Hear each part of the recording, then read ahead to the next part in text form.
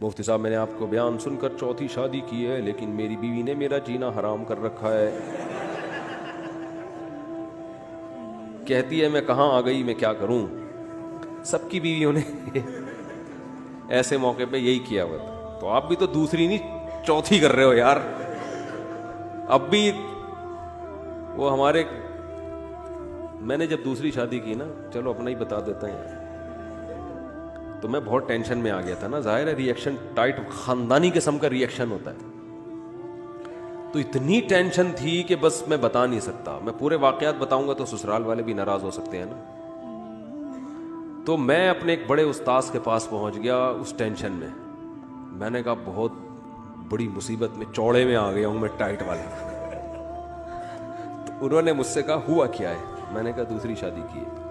انہوں نے کہا پہلی میں کوئی خرابی تھی. میں نے کہا نہیں, اچھی بھلی میری ماشاء اللہ. کہنے پہلا سسرال کا سلوک غلط تھا. میں نے کہا نہیں بھائی ٹھیک ٹھاک اچھے لوگ ہیں. تو کہنے لگے پیسہ بہت زیادہ آ گیا تھا آپ کے پاس. میں نے کہا نہیں, نارمل جیسے ہوتا ہے لوگوں کے پاس. کہہ رہے ہم بے وقوف ہیں. ان کے الفاظ ہیں, ان کے یہ الفاظ ہیں. کہہ رہے تم ہمارے شاگرد, کل کے بچے, ہمارے پاس پیسہ تم سے زیادہ, اور ان کی صحت بھی مجھ سے بہت ڈبل اچھی. میں تو اس وقت بہت باریک تھا. آپ لوگوں نے تو میرا ماضی نہیں دیکھا.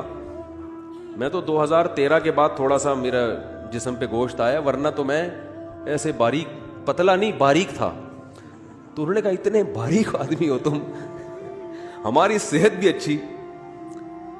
تو پھر مجھے کہنے لگے, مجھے نہیں ایک دوسرے شاگرد کو کہنے لگے کہ ایک آدمی کو شہد پینے کا شوق ہے. جوش میں آ کے وہ ڈائریکٹ شہد میں ہاتھ دے کے, چھتے میں ہاتھ دے کے شہد نکال رہا ہے, اور پھر آ کے شکایت کرتے ہیں مکھیاں کاٹ رہی ہیں. آگے ابھی بات کمپلیٹ نہیں ہوئی. انہوں نے کہا ایک آدمی جس کو شہد پینے کا شوق ہے, ایک طریقہ تو ہوتا ہے نا تمیز سے کاٹے اور وہ برتن میں, کہہ رہے اتنا شوق ہے اس کو شہد پینے کا کہ ڈائریکٹ چھتے میں ہاتھ دے کے کیا کر رہا ہے, شہد نکال رہا ہے. شکایت کرتا ہے کہ مکھیاں کاٹ رہی ہیں. تو بتاؤ بہت بڑا بے وقوف ہے یا نہیں. تو وہ دوسرا میرا کلاس فیلو تھا, اس نے کہا ہاں. کہتے ہیں یہ مفتی میرے بارے میں کہا, یہ اس مولوی کو دیکھو شہد کے چھتے میں منہ دے کے شہد پی رہا ہے, اور پھر آ کے شکایت کر رہا ہے کہ استاد جی مکھیاں کاٹ رہی ہیں. تو میں نے کہا یہ کیا تسلی دیں گے مجھے یار, یہ تو اور زیادہ ٹینشن دے رہے ہیں. تو میں وہاں سے پتلی گلی سے نکل گیا.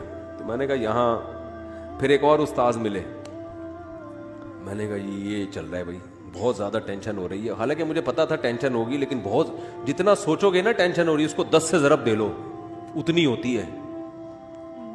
سوچ کے جتنا ٹینشن کا تصور آپ کے دماغ میں ہے نا, اس سے بھی زیادہ. تو پھر کیا ہوا, میں نے کہا, انہوں نے کہا بس چھوڑو یار, جو ہونا تھا ہو گیا. پھر ہم نے کہا ٹینشن میں جینا سیکھو. میرے پاس اس وقت ہوتی تھی GTO 125, خاندانی قسم کی بائکیں ہم نے ہمیشہ رکھی ہیں. تو میں پھر نمبر پلیٹ والے کے پاس گیا, اس کے پیچھے لکھ دو موسٹ وانٹیڈ, کیونکہ میرے سسرال والے مجھے ایسے تلاش کر رہے تھے کہ جہاں ملے اس کو پکڑ کے پیٹنا ہے, طبیعت سے کوٹنا ہے اس کو, جان سے مارنے کی دھمکیاں اور بہت کچھ تھا. اور سسرال بھی میرا بہت پاورفل تھا, ایسا نہیں کمزور نہیں تھا سسرال. کیا تھا یہ زیادہ نہیں ڈیٹیل میں نہیں, ساری باتیں تھوڑی سب بتا دیں, ہاتھ پاؤں کٹوا دیں.